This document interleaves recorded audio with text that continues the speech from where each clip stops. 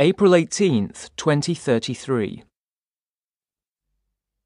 The ball hangs motionless at the top of its arc. Freeze-framed behind it, perfect sky, perfect sunset, perfect sea. A hand reaches up and smashes it hard over the net. The girl in the red baseball cap and matching tanga dives, meets the ball with her two fists, a beautiful block. Her partner follows the volley, times her jump and is there to spike it down onto the enemy sand. Thigh muscles, belly muscles, upper arms are in perfect definition. Asses in mathematically curved precision. The breasts are high and firm and big, but they move like real flesh. Cheekbones knife sharp. Noses flattened, kissy pert lippies. They're stupidly fabulous, but Edson's not watching them. He follows the coconut boy sauntering over the sand with his machete and his wares slung around his shoulder. He's in good shape, swimmer's definition, muscles, but not too many, natural, not surgical. He sees Edson looking over as he drags past, catches his eye. A toss of the head. It's on for tonight. Edson turns and leaves the Sunset Beach for the Strip. Behind him, robots scurry from scrapes to rake smooth the sand, erasing all trace of his presence. The Glory Girls do not even glance away from their game. Beaches, Edson has ruefully decided, are very overrated. Before him rises the titanium and glass cliff of Oceanus. 150 vertical meters of inverted social order. Penthouses fringe the beach strip, then the restaurants, seaview bars, clubs, casinos, the high-mark specialist shops that consider themselves too exclusive for the cavernous rainforest ravine of the jungle shopping mall. Next up, the apartments and hotels. Higher still, the office units and businesses. Higher again, the medical centres and manufacturing zones. And overall, the airport occupies most of the 1.5-kilometre run of the top deck, apart from that sector at the prow reserved for the golf course. The great ship cruises just outside Brazilian territorial waters, 200 kilometres off Pernambuco, shadowing the coast of Brazil southward. 350,000 citizens speak 30 tongues, Portuguese, the only one Edson understands, among the least and quaintest. Her 12-million-ton dead weight can punch through hurricanes, cyclones, typhoons. The nuclear reactor at her core propels her at a lax, unceasing 8 knots. A circumnavigation of the world's continental shelves every 3 years. Extraterritorial, beyond national jurisdictions, the ultimate free trade port and corporate tax shelter. Category error. Oceanus is no ship. She's an ocean-going city-state. When the seguranças made him kneel, hands clasped behind neck, head bowed, Edson had been certain he had seconds to live. Assault guns had stood over the raiders of the Lost Carpound, while the mercenary crew buckled a taut liner cover over cook-stroke-chill meal solutions. 2 men in black had dragged Edson out of line across the scabby concrete, scraping the polish off the toes of his good shoes, and thrown him into the back of a black, quiet car that said money more effectively than any hood ornament. Fear was already belted in, fidgety with apprehension. "I asked them to bring you," she whispered as car and truck accelerated out of the dead mall. "It's not the order. They won't touch the guys, it's just us they're after. Me, I mean." Edson understood. The order would have left nothing alive in the mall. There was a third player in the game. By the third Rodovia Gantry, Edson had worked out they were heading to the airport. The convoy swept past the Militar Guard to the air-freighted terminal.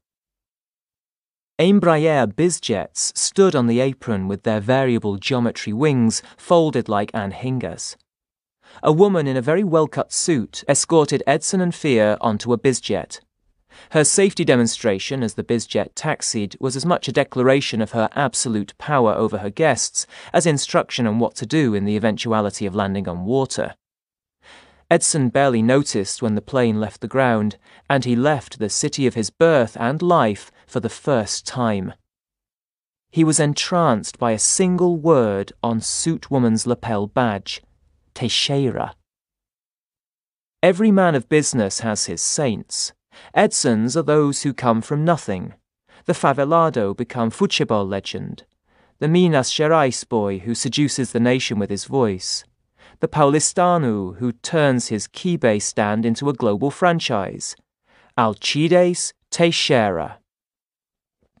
He was born one of the landless, that great Brazilian archetype, the drought-stricken peasant of the northeastern Sertão who, like so many before, embarked on the trek to the Silver City.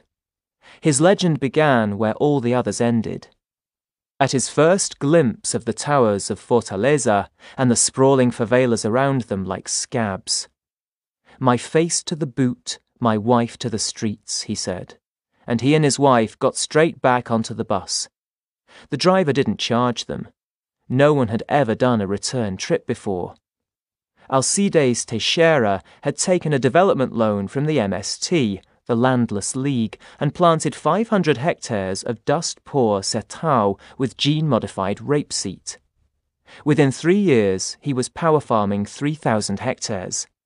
Within 5 years, he signed output deals with Petrobras and Ipiranga and became Embrasa.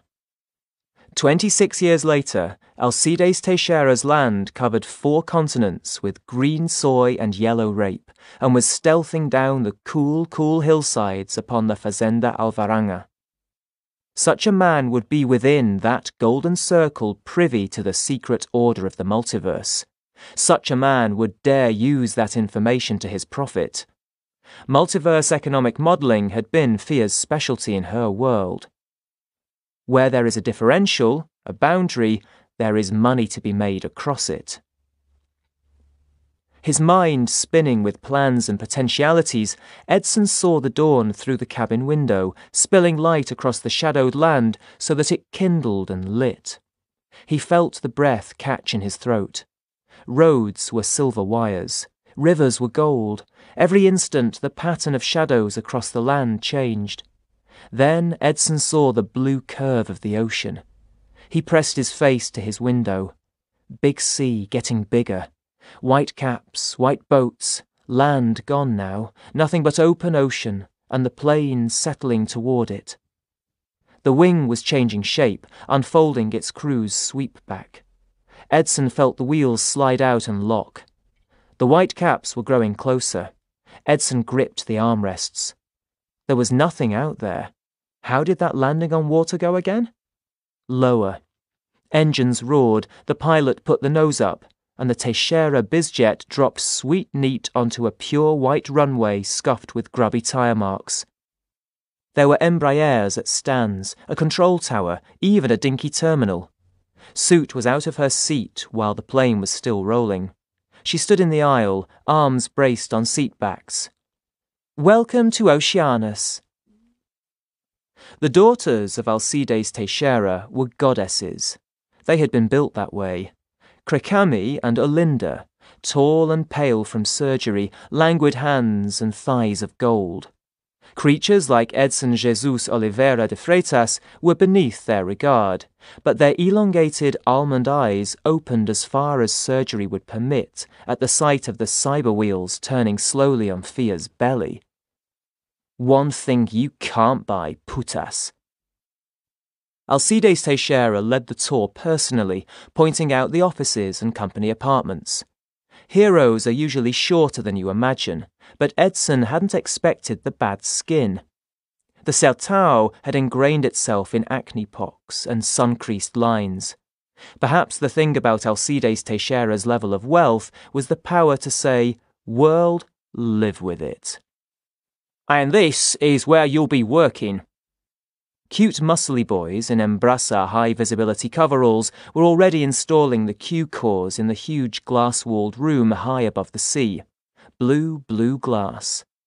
Fia berated them. "Not there!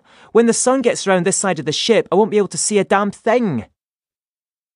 "We had a hell of a job catching you," Alcides Teixeira said. You just kept running. We thought you were the Order, Edson said. Teixeira, Alcides Teixeira of Embraça was standing beside him, close enough to smell his aftershave, talking to him. The glorious daughters moved before him like visions. But he could not deny it was embarrassing, the realization that the pistoleros at Liberdade, from whom Edson had rescued Fia, were in fact Teixeira private seguranças. They had been successfully running away from salvation. Son, if we know about Fia here, we know about the Order. We can take care of a bunch of old Queen Fidalgos. Edson ventured, Mr. Teixeira, if I could just say, you've always been a hero to me. I'm a businessman myself. Never be without a card, first rule of business. He pressed it on Alcides Teixeira. Talent and light entertainment. Good on you, son. He nodded at his glorious daughters. See those two? Bloody spoilt bitches, the pair of them. Spend all their money on their tits and asses. Krekami, taller, blonder, weirder, scowled. There's a job for you here if you want it. We'll find you something to exercise your talents, son. Mr. Teixeira, if you don't mind, I'd rather exercise my talents for myself. In 30 minutes down from the landing strip, Edson had seen enough of Oceanus to know it was a ship of death. Death to Edson, to all he hoped to be. A kept boy, he would grow lazy and fat, and doped and boozed and sun-soaked, and dissolve into nothing. Dead. Alcides Teixeira balked momentarily, not a man accustomed to refusal. Then he grinned hugely and slapped Edson on his bird-frail back. Of course, I'd say that myself. Paulistano's always had a great work ethic. Edson rides the moveway along the central spine of the great ship. The perspectives of the central strip awe. They're designed to. A straight K.5. 50 metres vertical. The walls are lined with baroque balcony walks and cupolas. Restaurants hang like weaver bird nests from the roof. Air bridges, elevator shafts, escalator runs crisscross the airspace. Kinetic fabric sculptures flex and bow in the air conditioning. The air is fresh with ozone and saltiness. Main Street opens up into the central atrium of Jungle, the forested heart of Oceanus. The vast cathedral windows of dawn and sunset on opposite sides of the ship flood the chirping, chittering, dripping, reeking mass of verdure with true photosynthesizable light. Macaws whoop, toucans swoop, and birds of paradise flutter. Stores are tiny jeweled nests set among the foliage. Behind the storefronts are labels Edson and Afrim alike would kill for, but his back would blister at the touch of unearned silk. But Ephraim lately is a stranger, a woman with whom he once had a fine, elegant affair. Even Edson is numb among the retail opportunities. It's a hell of a walk home from the beach, through the twilight ecologies of Oceanus, but Edson knows this world is killing Fia. He doesn't pretend to understand what she's doing up in the R&D levels. Not even Mr. Peach could explain it, he suspects. But he knows what he sees dragging back from the office, piling into the sofa to sit curled up against the armrest, silently, sullenly flickering her eyes over a world somewhere on her eyeshades, fridge feeding, putting on weight. And sex is completely out the window. So Edson has this thing he does, because a man has to. The security jockey on the desk at the residential level is a Maceo boy watching Bang Bang on his transparent desktop. He despises Edson, but must respect the Teixeira's authority on his eyeshades. Most of Oceanus's labour has been shipped in from the northeast. Is this what we aspire to? Edson thinks. Cheap offshore meat exports? Brazil, the nation of the future, and always will be. The apartment has luxuries Edson could never dream even for his fantasy Ilhabela beach house. An eye wall, a spa bath, massage chairs, a free-flow bed that learns its occupants' sleep patterns and moulds itself to them. Edson has taken to the fold-down in the living room. She's the worker, she needs the quality sleep, he tells himself. The sun beaming through the glass wall wakes him every morning. He brings Fia morning coffee and takes his out onto the balcony to watch the light out of the sea. Not even a kiss. This is it, Edson Jesus Oliveira de Freitas, he tells himself as he sits at the deck table and feels the warmth on his face. The one thing you wanted. Hey! The apartment is in darkness, but there is a moon and light from the sea. Oceanus is pushing through a huge current of phosphorescence. Edson lifts his hand to the lights. A sigh. Leave it! Fia is on the balcony, curled up on the decking against the partition wall in panties and vest top. By ocean light, Edson can see she's been crying again. He knows her enduring fear. She's a postdoc researcher into quantum economic modelling who stumbled from one universe to another by luck and desperation, and she is expected to direct the sharpest theoreticians Teixeira money can hire. She fears they know that one day one of them will casually ask, "Who told you could do this?" Edson has spent his life staying one answer ahead of that question. Are you all right? No. Do you want to know, Ed? She has taken to this nickname. Edson doesn't like it. It's not a self he's made, but he kicks off his shoes, slides out of his jacket. The air is soft and skin warm, tanged with salt. He never imagined the sea would smell so strange, like it hates the land and all who come from it. Want to know what? Do you want to know what the Order is keeping secret? We found it. It's a doozy, Edson. Tell me this, why are we alone? Why are humans the only intelligence in the universe? I know this argument. Mr. Peach used to talk about this. He had a name for it. Something's paradox? Fermi's paradox, that's what you're looking for. Keep that in your head while I ask you question 2. Why is mathematics so good at explaining physical reality? What is it about numbers and logic? Well, that's the universal quantum computing thing. And Mr. Peach told you that too. Don't laugh at him. I told you before, don't laugh at him. Fia starts at the sure ferocity in Edson's voice. I'm sorry. Okay, let's just leave that as something I will never get. But why should computation be the root of reality? Why should reality be one huge system of rendering, no different from a very big, very complicated computer game? Why should it all look like a fake, unless it is a fake, or a repeat? Maybe there are no alien intelligences out there because what we think of as our universe is a massive quantum computation simulation. A rerun. All of them reruns. Edson slips his arm behind her back. Come on. You need to get to bed. You're tired. No, Edson, listen. Before we killed the Amazon in my world, there was a legend.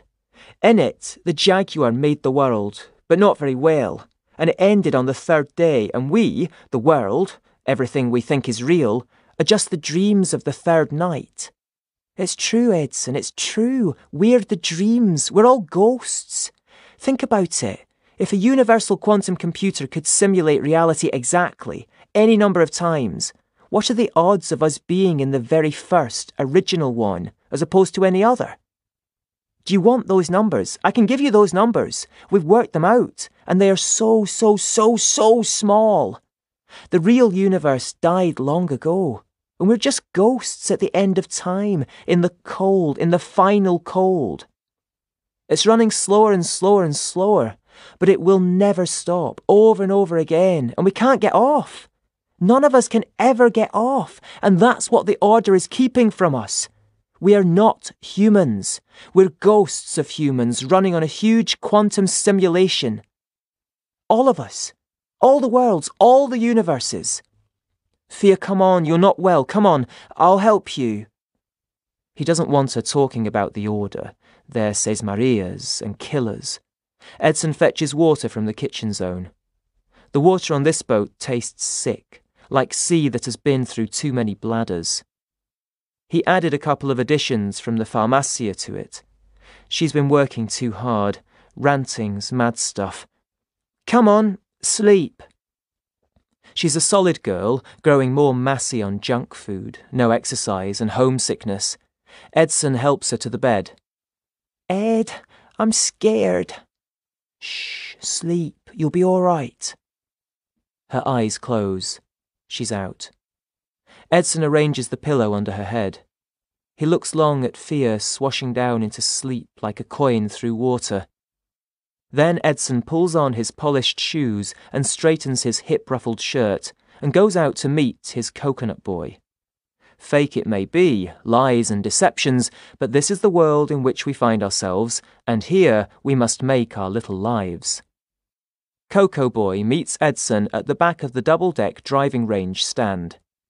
The nets are floodlit. Stray light glints from the steel sea far below. A whistle. Oi! Oi! It's been delayed. There's something else coming in ahead of it. It's a sweet little business arrangement. Coconut and guest workers come in on the night flights, and with them Pernambuco's finest mood shifters. It's not illegal. Very little is illegal on extraterritorial Oceanus, where the corporações rule like colonial donatories. Neither is it particularly legal. Oceanus is a nuclear-powered grey economy, and Edson moves through the informal economy like a cat in a favela. Personality adjuncts are marketable. Edson has sent routes down into the club level, and his business plan predicts doubling the number of personalities on Oceanus in 6 months. God and his mother, those blandroids need all the character they can get. And tonight, 8 kilos are coming in from the farmer shops of Recife, and everyone knows the people of the Nordeste are the best cooks in all Brazil. Lights in the dark sky fast approaching. Now engine noise. Growing up in a flight path, Edson has noticed how aircraft engines are never on a sliding scale of audibility, from whisper to rush to roar, but go from silence instantly to audible. Quantum noise, the kind of thing you would find in Fia's fake universe. That's the other flight, Coco Boy says. He has the jeitinho with the airport staff. That doesn't sound like a plane, Edson says. A jet-black helicopter, visible only by the gleams of moonlight on its sleek Jaguar flanks, slides in over Oceanus. Edson and Coco Boy both see the green and yellow Brazilian Air Force stars morph up on its fuselage. It settles but does not land, hovering 1.5 meters above the strip. A door opens. A figure drops out, landing lightly on the runway. In an instant, he is up and away.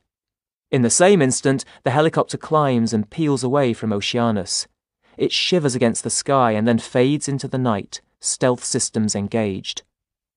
Fuck, says Coco Boy. Back, says Edson. Hide! His balls are cold and tight. Wrong here. His balls have never lied to him, even as Ephraim. Lights come on in the control tower. Seguranças run around, not quite knowing what has happened or what they should do. The running figure pauses not 5 meters from Coco Boy and Edson's hiding place, behind a plastic welcome banner. He turns. Backscatter from the driving range floodlights catches on an object slung across his back. At first, Edson thinks it's bone, a spine, something bizarre.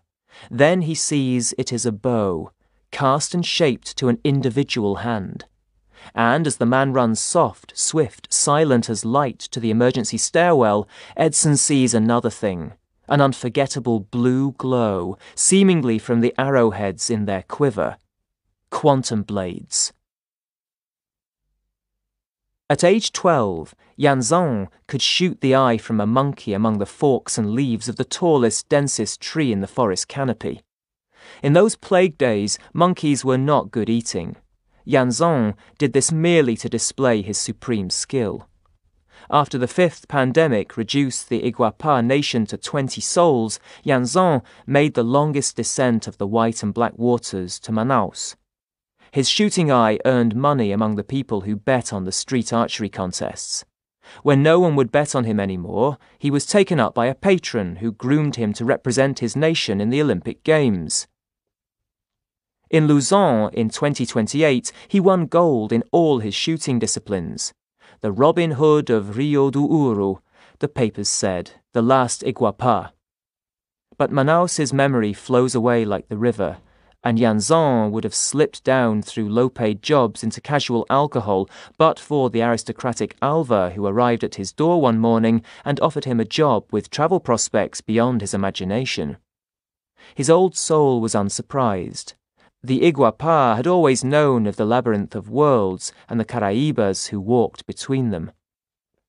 Now he runs lightly down the service stairs from Oceanus' airport into the heart of the great ship. Janson touches the frame of his eyeshades. A sunset-coloured schematic is projected onto his retina. He can see through bulkheads into sealed rooms, beyond walls and ceilings. Extraordinary technology, a world where everyone and everything may be located with a thought. A world with no room in which sin may hide. And music too, TV, movies, everything. Not for the first time he wonders what his Brazil might have achieved but for the 7 plagues. His right hand holds the bow. It is an appallingly beautiful piece of killing gear. The compound limb is printed molecule by molecule from carbon nanofibre and moulds to his grip like a prayer to a pain. The tip pivots are spun diamond. Pure titanium wheels give 100 kilos of pull for an effortless whip-fast draw. Gyros in the airspaces of the limb ensure exceptional stability and freedom from vibration. Janson can sight, aim, and have 3 arrows in the air and 1 on the nock before the first has punched home. Seeing it, you would say, that is one beautiful evil bow, but the words would not even leave your lips before Janson put an arrow clean through you. The real evil is not the bow, but the arrows. Janson, last archer of the Iguapa, first hunter of the order, arrives on Avenida Corporação. The main business thoroughfare is cool, air-conditioned, cypress-scented. A touch to the frame of Janson's eyeshades blinds the security eyes, but the baroque double doors of Embraça resist his code. This is what comes from leaving things to a hereditary aristocracy. Amateurs. The Buenos Aires Sesmarias could have handled this, but they are scared the Zemba will appear again as she did at the church when she destroyed the São Paulo family. Let her come. Janson has long anticipated matching her fighting art against his cube bow. Kill the researchers, destroy the Q-cores, and the helicopter will return him to the DOI quantum computer and the crossing back to his Florianopolis beachfront apartment. He should try and pick up something in Brasilia for José Mary's 6th birthday. A pair of these shades would be good, but they're probably incompatible. It is never clean eliminating someone as prominent as this man of business, but Janson has seen every great man as a beggar elsewhere. The door is quantum-coded. Amen. What quantum seals, quantum shall undo. He draws the Q-blade and with one economic gesture cuts the door free from its frames. The 2 halves hang a moment, then fall backward onto the woven grass carpet of the reception area. As Janson's boot soles crush the faces of carved Baroque angels and demons, silent alarms detonate across his expanded vision. Edson hammers on the elevator call button. Every street sense, every gene of malandragem says never trust the elevator when your soul and love depends on it. But he's seen what's down the stairs. It's here. Bing! Stupid, stupid, stupid elevator AI. I don't care about safety instruction. My girlfriend's down there with an admonitory of the order and a Q-bow. We can take care of a bunch of old Queen Fidalgos, Alcides Teixeira had said. No, you can't. They don't care for your money, they don't care for your empire, they don't care for your political patronage and your power. They are beyond mere economics. The elevator bids Edson a good night. The door opens on chaos. The great Baroque doors of the Embrasa headquarters, appropriated from a church in Olinda, lie on the ground. 20 alarm lights flash. A panicked sprinkler system douses the hardwood front desk. No one at that desk. Does he spy fingertips on the carpet? Running feet, voices cracking over comm channels. Teixeira's seguranças will shoot whatever they see. Move out, Edson Jesus Oliveira de Freitas. But he takes a grain of reassurance from his eye-blink reconnaissance. The admonitory is working through the corporate levels first. He has still time to make the apartment. Yanzan sees the running guards through 2 corridors. He will take one, and the other will run away. His weapons are expensive, even for the Order, and should be reserved for the mandatory targets. His mission on this level is complete, all targets accounted for. His eye shades track the 2 figures through the wall. In one breathtaking, killing move, he draws an arrow from the magnetic quiver, knocks, pulls. The bow's complex pulleys and levers slide with molecular precision. Fires. The Q-blade-tipped arrow cuts through wall, room, wall, running guard, out through the closed-down spaces of Embrasa's corporate headquarters, out through the glass wall of Oceanus. A flash of blue light and a man is down, dead, pooling blood across the pimpled black rubber. Yanzan steps around the corner, a new arrow strung. The terrified survivor throws his hands up, his gun down, and, as predicted, flees. Yanzan mouths a brief consignatory prayer for the dead man. The Lord will receive his own. If he does not know the Lord Jesus, then he must prepare for the lake of fire. Yanzan has yet to visit a universe that does not know the saving power of Christ. He has seen the true, the unimaginably true extent of God's might. The glowing icons of Teixeira security move erratically, panicked, afraid. Slipping through their indecision, Yanzan takes the emergency stairs 2 at a time down to the residential levels. Fear mutters in chemical sleep, soft babyish utterings. Theory of computational equivalence.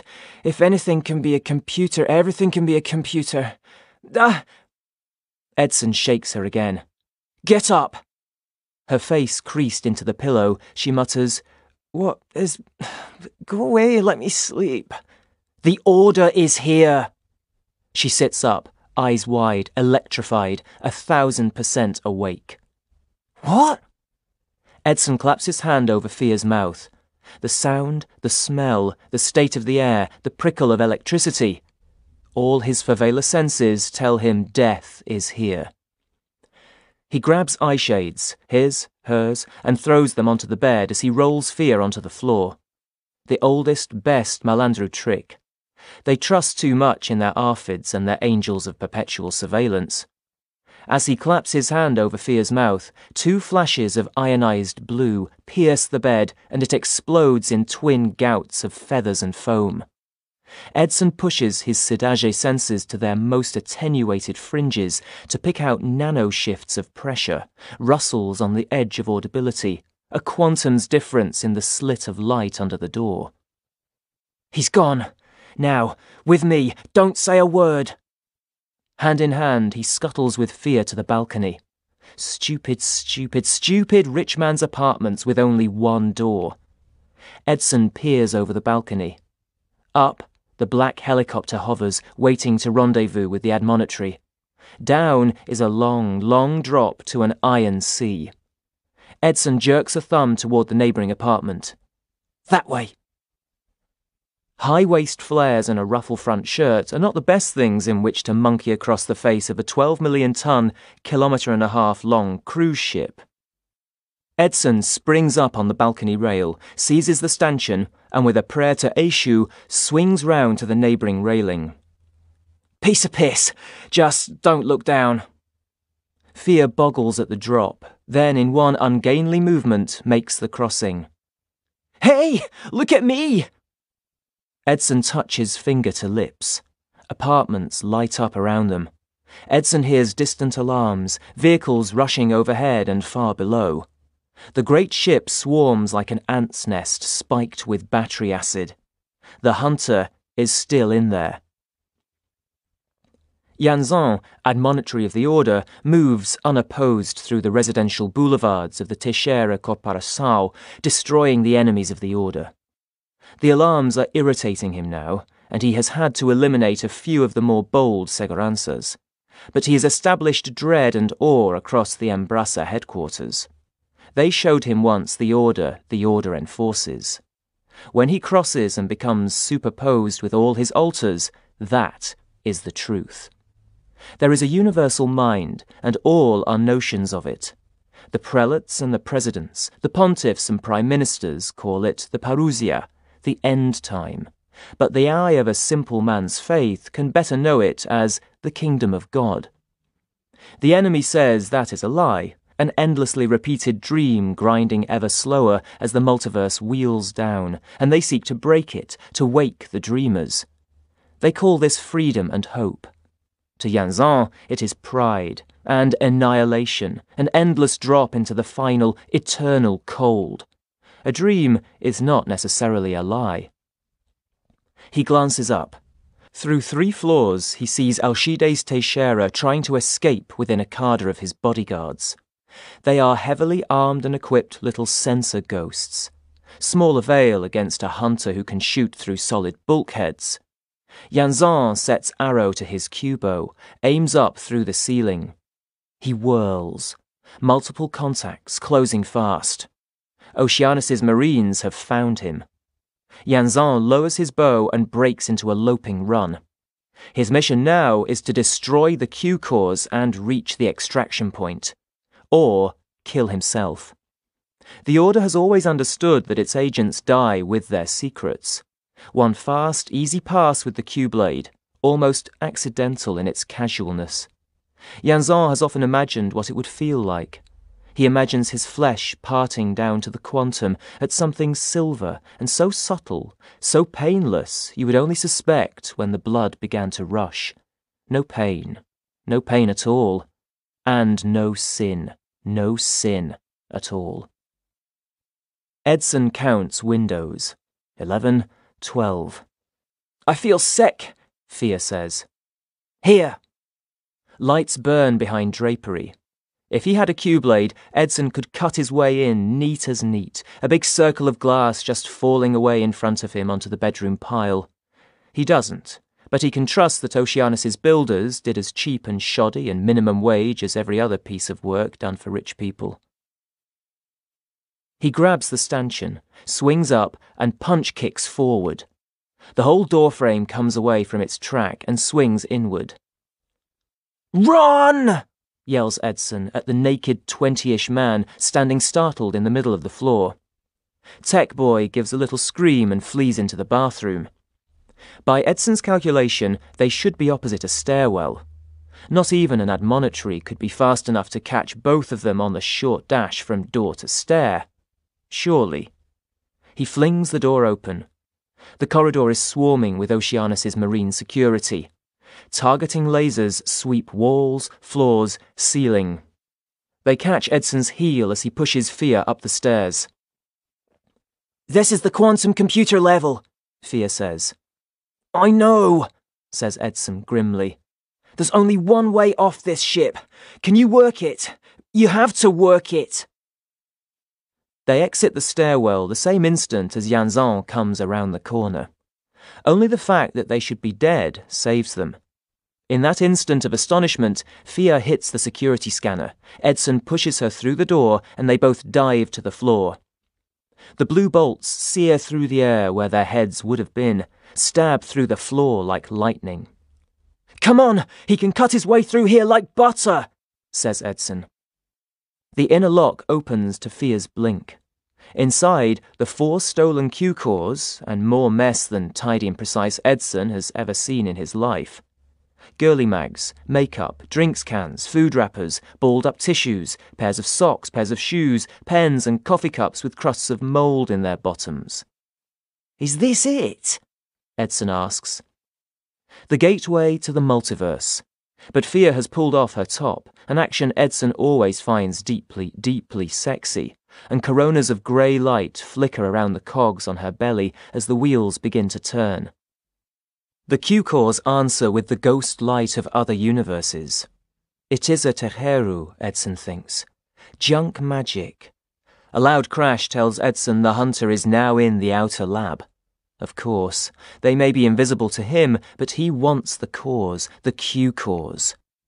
The order is Jesuitical in its thoroughness, and there is only one door to this windowless room. No, there are 1,000,000 doors, 1,000,000,000 doors. And in that thought, they open. Edson reels, blinking in the silver light. Figures in the light. He is lost in a mirror maze. 1,000 Edsons stretch away from him on every side, an infinite regress. Those closest are mirror images, but as they recede into the light, differences of dress, style, stature appear, until, tear-blind in the glare of the multiverse, they might be angels, radiant as Orishas. And he feels them, he knows them. Every detail of their lives is available to him just by looking. Entangled. As he knows them, they know him, and one by one turn toward him. Ghostwind streams Fia's red hair back from her head. She is the Mãe do Santo, and all her sisters attending her. Some of the doors are empty, Edson notices, and Edson also notices a squeal of plastic paneling coming apart at the quantum scale. He whirls as the Q-blade completes the circle. The wall panel crashes forward. The assassin's amber eye shades crawl with data and trajectories and killing curves, none of which he needs because he has them there, right here, right now, at arrow point. Now, Fia! Now! Anywhere! Edson yells as the hunter draws, fires.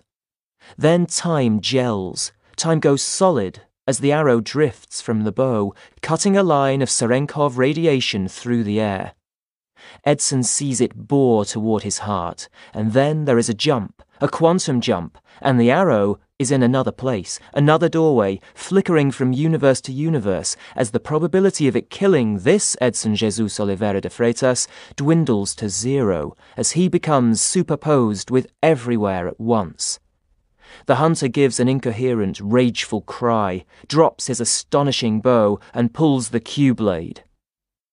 And a fourth figure is in the place above universes with them. A blonde, short Loira woman, the miraculous Capoeirista. 1,000, 1,000,000 altars of her, charging across the multiverse. In one instant, she is a universe away. The next, she arrives, panting, beside Edson. "Hello again," she says, and slaps half a handcuff around Edson's wrist. She ducks under the assassin's Q-blade strike, delivers a crunching kick to the solar plexus that sends him reeling, agonized, out of the sanctorum, and slaps the other half of the handcuffs around the astonished Fia's arm. "You'd just end up in 200 kilometers of Atlantic," she says, "and you're no use to us there." She hauls on the chain linking Edson and Fia. The doors swing wide. They fall through every door at once into the silver light. 1,000,000,000 lives, 1,000,000,000 deaths flash through Edson. He needs to cry, piss, vomit, laugh, pray, ejaculate, praise, roar in ecstasy. Then he is standing in light, sunlight, on rain-damp concrete, by a low curb surrounding a statue of a man in soccer kit holding, boldly aloft, the kind of torch that only appears in statuary and political party logos. The man is bronze, and on the sides of the plinth are plaques, in the same ritual metal, bearing names. Legendary names, galactic names, Jairzinho and Ronaldo Fenomeno, Socrates and that other Edson, Arantes do Nascimento. Before him is a curved triumphal gateway in mould-stained, white and blue-painted concrete, and the words Stadio Mario Filho. Edson is in a place he's never been before, the Maracanã Stadium. Rio! Rio, Fia asks wearily, as if one more wonder or horror and she would lie down in the damp gutter and pull the trash over her. What's going on here? Edson demands, frowning at the verdigrised plaques. Where's the 2030 Seleção that won right here, and 2018 in Russia? When are we? That's a slightly tricky question, the blonde woman says. You see, we're not really any time at all. We're sort of outside time. It just happens to look like the Maracanã from my era. When I come from, we haven't won yet. We lost. That's the point. And it's not really Rio either. All you have to do is go as far as the edge of the drop-off zone and you'll see. Edson almost hauls Fia off her feet. The cuffs, the cuffs. He's forgotten they are chained together. Fia is still looking around her, dazed, spun out on the chemical tale of 2 Teixeiro Coporaçao sleeping pills. Oh, shit, sorry about that, the woman says. She fiddles in a pants pocket for a key. I didn't want you wandering off. If you'd got separated, we'd never have found you again. 2 oiled clicks, then the woman stows the shiny chrome handcuffs in her belt. Edson rubs his wrist. He never ever wants to get any closer to things police than that. What, you some kind of cop? He throws back over his shoulder as he crosses the cobbles. Hey, I am not a cop, the woman snaps. But Edson's discovered a weird thing. As he stands between the flagpoles that line the curb and moves his head from side to side, the trees and office buildings across the road move with him. What is going on here? At the same time, Fia says, Where are all the people? Coffee, the woman says. This needs explaining over coffee. She places an order for 3 cafezinhos from an old black man with grey hair at a little tin stand in front of the colonnade Edson cannot remember seeing before. The coffee is dark and sweet and finger-searingly hot in the little translucent plastic cup, but these cariocas cannot make coffee. Paulistanos now, they grow it, they know it. Think of it as a kind of movie set, only it's solid and real all the way through, the woman says. The old man leans his elbows on the counter of his little stand. As real as anything really is. It's a safe haven. We have hundreds of them, probably billions of them.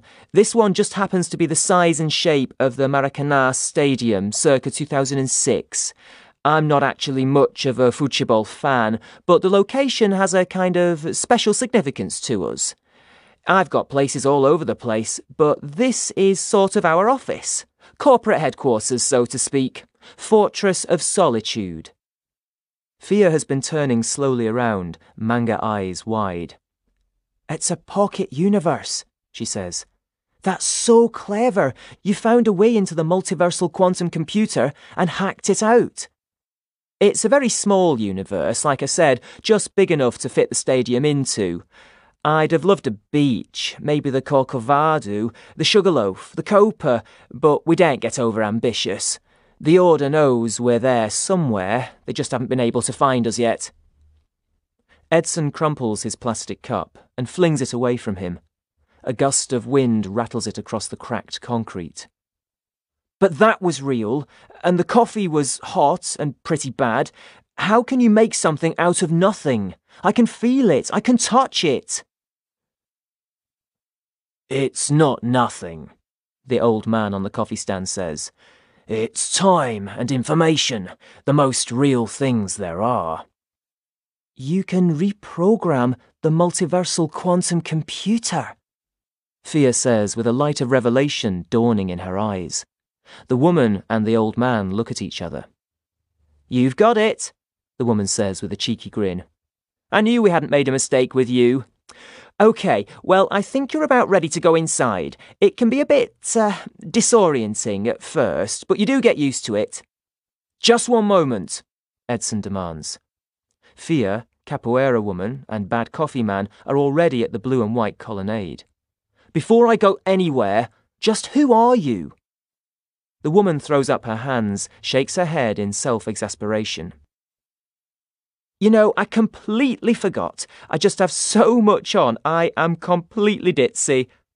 She offers a hand to Edson.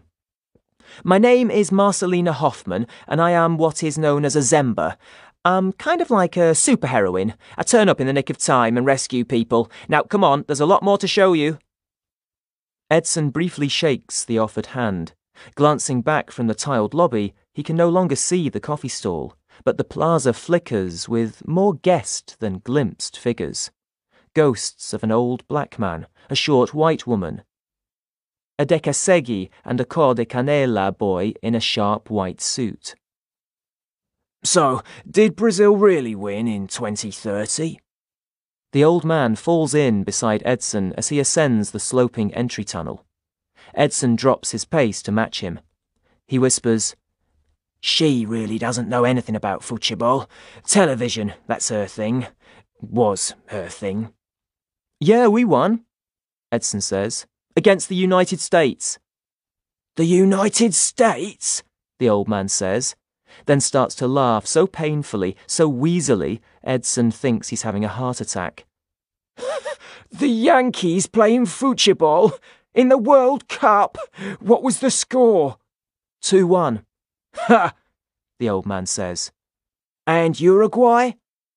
"They haven't qualified since 2010. The man punches fist into palm. "Son, you have made an old man so very, very happy. So happy." Chuckles bubble up in him all the way along the curving corridor lined with photographs of the great and glorious. Edson stops. Something in a photo of a goalkeeper making a spectacular save has caught his eye. And the date? July 16th, 1950. "That's you, isn't it?" "It's not there in the original Maracanã. I mean, the one where I come from. And it never was that photo." Marcelina holds open the door to the presidential box. Edson steps into the blinding light. 200,000 souls greet him. He reels, then draws himself upright and walks deliberately, gracefully down the red-carpeted steps to the rail where Fia stands, glowing in the attention. "Senors, senoras, I present to you Edson Jesus Oliveira de Freitas, superstar!" "I told you it could be a bit overwhelming," Marcelina said. And in the moment after the tyranny of the eyes tell him 200,000 fans, the ears tell him different and more strange. This thronged stadium is totally silent. Not a cheer, not an air horn, not a thunder of a bateria or the chant of a supporter's samba.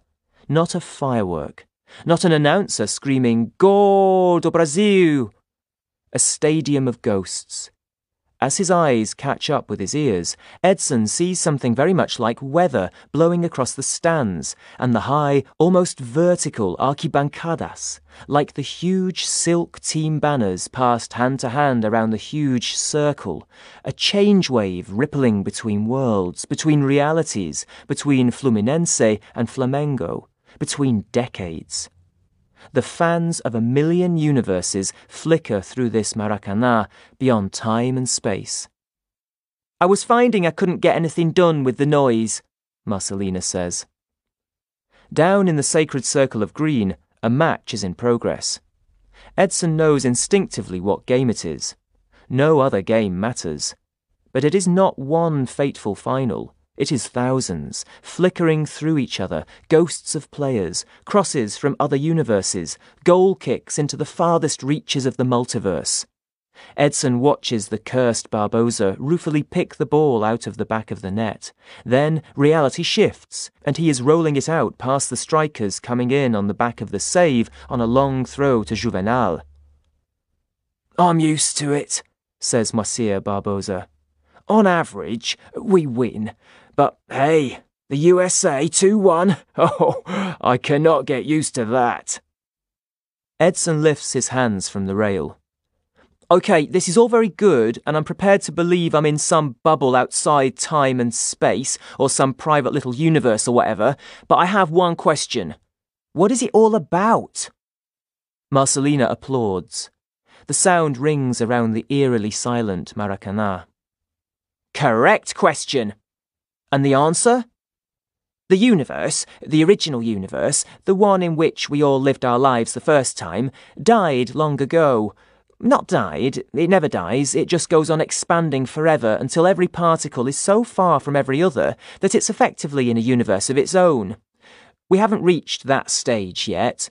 The universe is so old and cold, there is no longer enough energy to sustain life or any other process except quantum computation.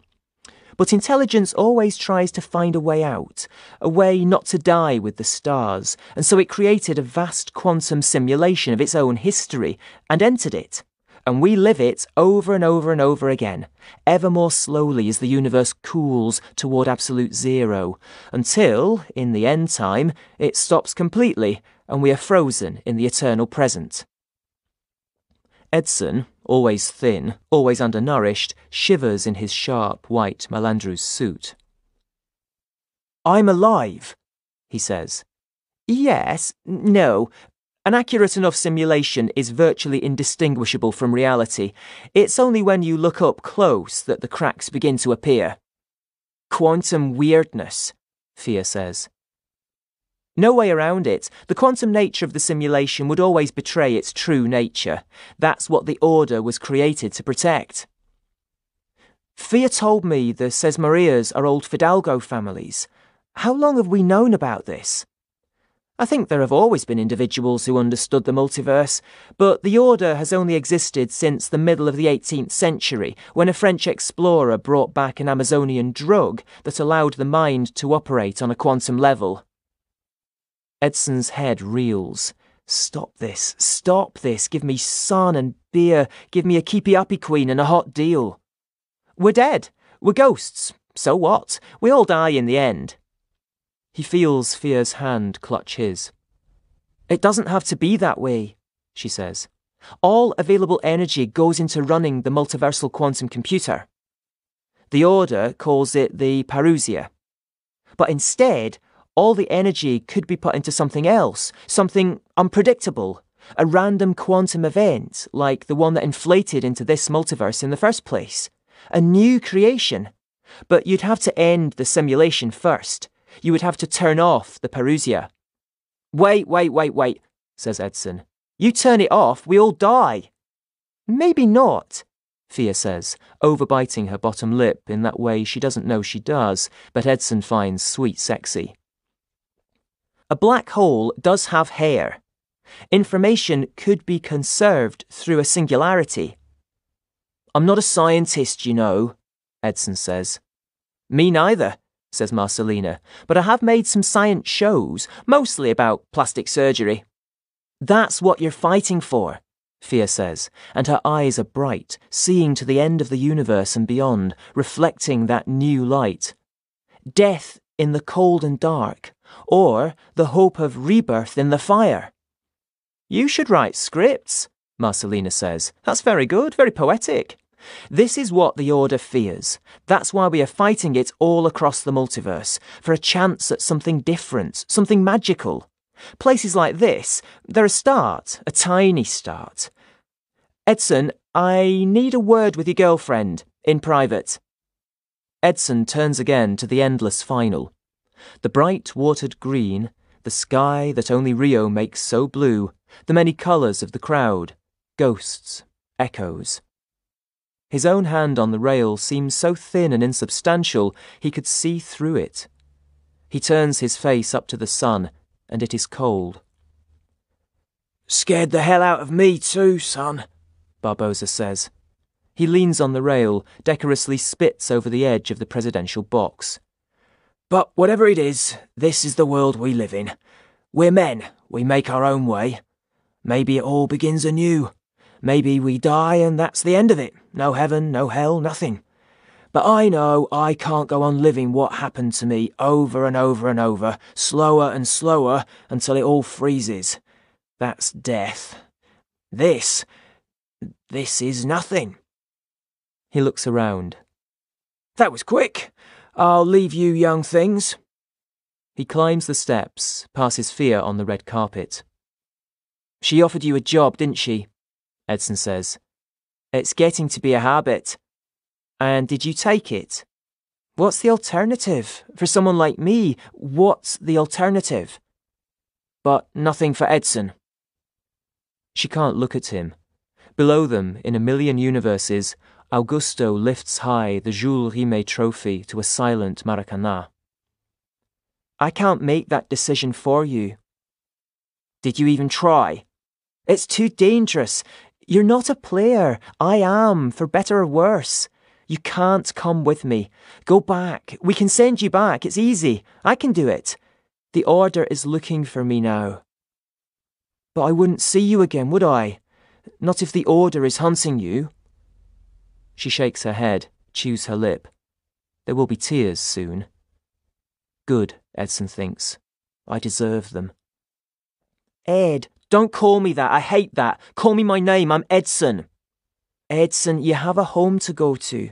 You have all your family and all those brothers and Donna Hortense and your aunt Marizetti and all those friends. You've got Carlinhos, Mr. Peach. He loves you. I don't know what he'll do without you. Maybe, Edson says, biting his lip because he can feel it coming and he does not want her to see it, not while he is hurt and full of rage. Maybe I love you. She puts her hand up to her mouth, tries to push his words back into unspokenness. Don't say that. No, have you any idea how hard it is to hear you say that? How can I say this? This sounds the most callous thing. Edson, I died to you once already. I'm not her. I never was. Maybe, says Edson, it's you I love. No, Thea cries. Stop saying this. I'm going. I have to go now. I have to do this quickly. You can't come with me. Don't look for me. Don't try and get in touch with me. I won't look for you. Let me go back to being dead. She turns and walks up the red carpet. Marcelina opens the door. Edson knows what lies beyond that door, all the worlds in the multiverse. Once she steps through, she will disappear between the worlds and he will never be able to find her again. He will go back to his office at the back of Donna Hortense's house in respectable, hard-working Cidade de Luz. The fuss over the Q cause will disappear as the police find easier meat to pick over. There will be other keepy-uppy queens, other foot volley teams, and there is the whole Habibi Lanchonetti business for De Freitas Global Talent. And on those rare clear nights in autumn and early spring, he will look up beyond the angels of perpetual surveillance to the stars themselves and the faint glow of the Milky Way, and see her out there, farther than any star, yet only a weave of the world away. The door is closing. Fear is already stepping through. One more step, and he will lose her forever. And Edson finds he is running up those stairs, up that red carpet, toward that closing door. No! He shouts. No!